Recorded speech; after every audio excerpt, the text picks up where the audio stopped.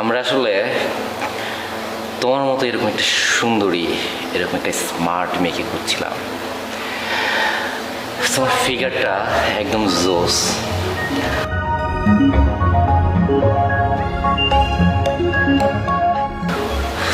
তোমাকে দিয়ে হবে, একদম পারফেক্ট হবে।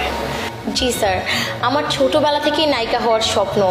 স্যার আমি আপনাকে কি বলবো, যখন আমি ফিল্মে দেখি না নায়িকারা কিভাবে অ্যাক্টিং করছে, কিভাবে ডান্স করছে, কিভাবে রোম্যান্স করছে, বিশ্বাস করুন স্যার তখন না আমি একদম পাগল হয়ে যাই।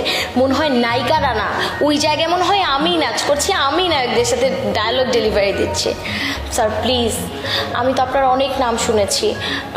স্যার আপনি চাইলে পারবেন, আমি জানি আপনি পারবেন। স্যার আমাকে একটু নায়িকা বানিয়ে দিন না স্যার। আচ্ছা, নায়িকা হতে গেলে যে শর্তগুলো পূরণ করতে হয় সেটা কি তুমি জানো? স্যার আপনি যা বলবেন আমি তাই করতে রাজি, শুধু আপনি আমাকে একটিবার আপনি আমাকে নায়িকা বানিয়ে দিন স্যার প্লিজ। আমার স্বপ্নটা পূরণ করে দিন স্যার, আমি জানি আপনি পারবেন স্যার প্লিজ। আমি এতদিন তোমার মতো এরকম একটা সুন্দরী মেয়ে খুঁজছিলাম। বাহ, তোমার হাতটা তো অনেক নরম।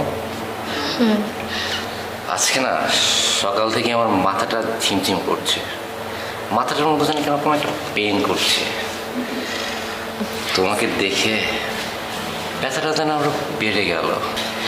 স্যার আপনি না শুয়ে পড়ুন, আমি আপনাকে মাসাজ